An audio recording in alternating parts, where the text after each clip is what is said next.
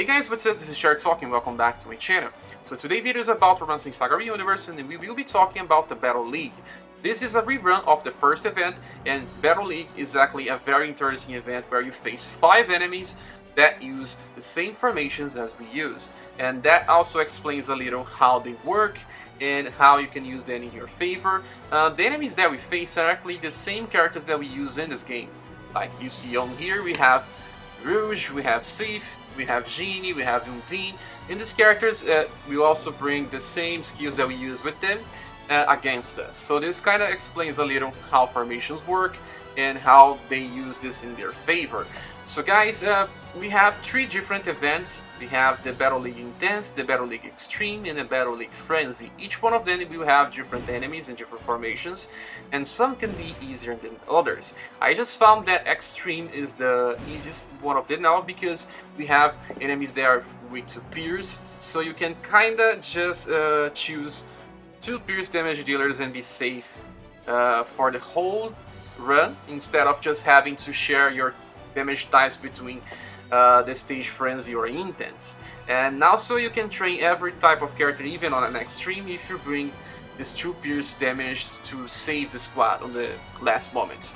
So this event is also very interesting because, well, when it was first released, it only had this first completion rewards. You will only need to clear it once and you will be done. And you see there was gems, very nice, and you can still do this when if you didn't do it on the first time. And the trophy reward was also something that you would get, and just go here on your exchange shop to get some rewards. Well, I already have my shop cleared because I finished all the stages when it was first released, so there is no item here that can be gotten with this bronze trophy. So what they did is, for the rerun, they added some different trophies. The silver trophy that will drop when you finish the stage. On this event we have the easy, 2 stages with an easy difficulty, 2 stages with a normal difficulty, and 3 stages with the hard difficulty. Every hard stage will have the same drop chances, that being 20, 25 or 30.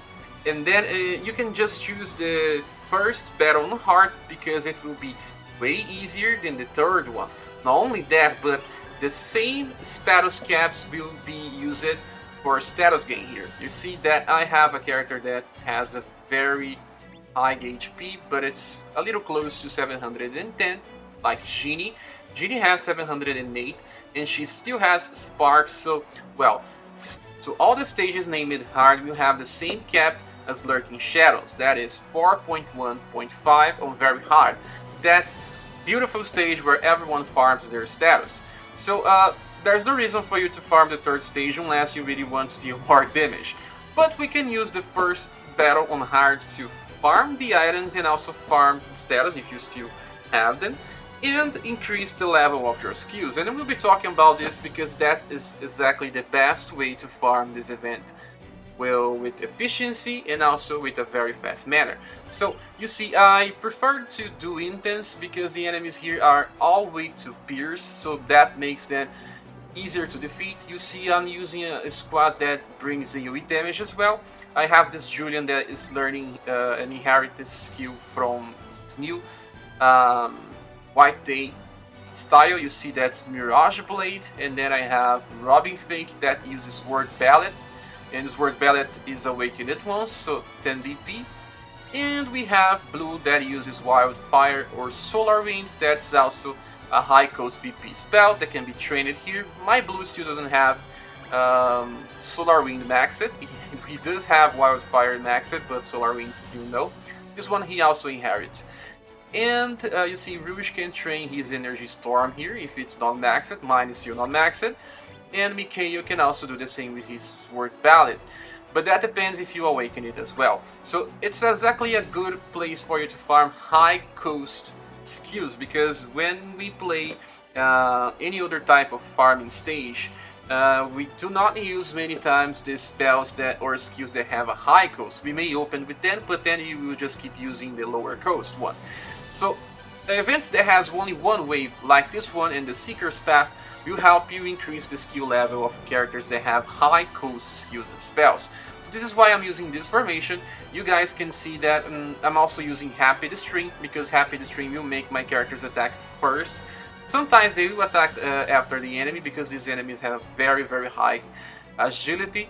Not only Happy the Stream, but you can also use Speculation, because Speculation also increases the agility, but only for 3 characters. I find it interesting to use Happy Stream because it may even trigger some combos. Depending on the strength of your characters, only 2 of them are enough to defeat the enemies.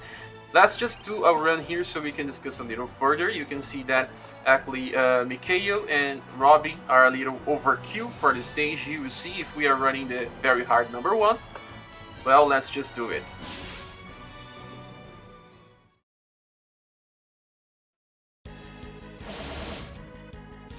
Yeah, this is the very first hard stage from the very first event.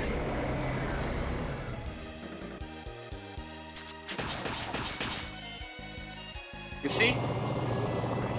We are almost done. Now we are done. So this event here is not the one that the enemies are weak to pierce. It's actually this intense. It's the very first. But you see, the drops is the same. You can choose which one you want to run.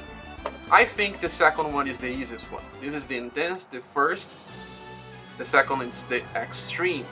Extreme, the enemies are weak to pierce. That's why I'm using Robin and Mikhail.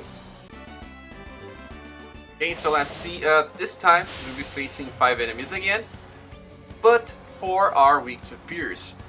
On intense, the enemies had different weaknesses. Now only Sif has a different weakness.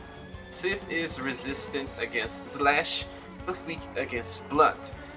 But all the other 4 characters are weak to pierce. Let's just check. Resistant, they are weak to pierce, and resistant against blunt. And we have Ricky here. Ricky is the same, resistant against blunt, weak to pierce. Rouge, same thing.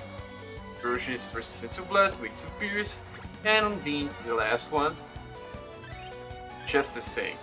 So yeah, we can simply go full auto again and see what happens.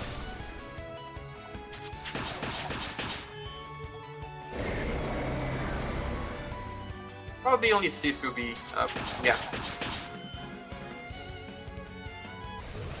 This time we only use it 3 skills. If you want to use all your 5 skills, maybe you have to bring some single target skills and just leave Sword Ballet to the end of the fight, and it will work the same.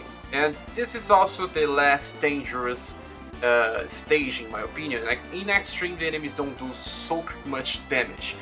But well, the next one is different. We will be talking about the, let's see, Frenzy. Well, if in Frenzy you can train a blunt damage instead of pierce damage, because in Frenzy the enemies are more weak to blunt. So for blunt damage we can change our squad. Let's just change it.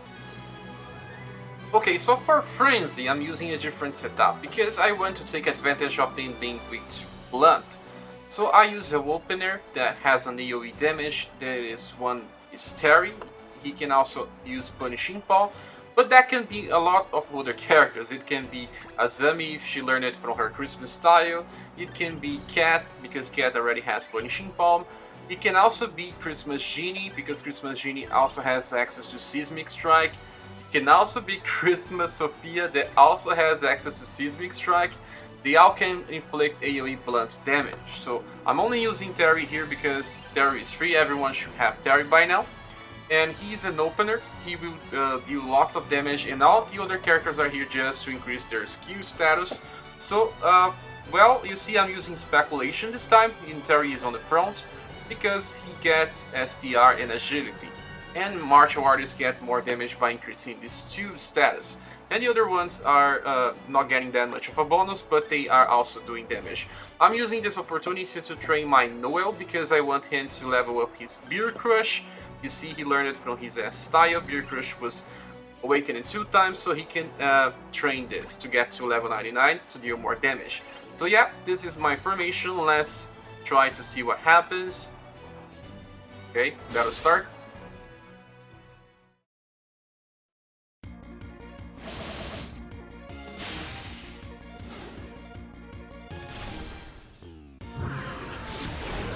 Okay, he opened it and killed 3 enemies.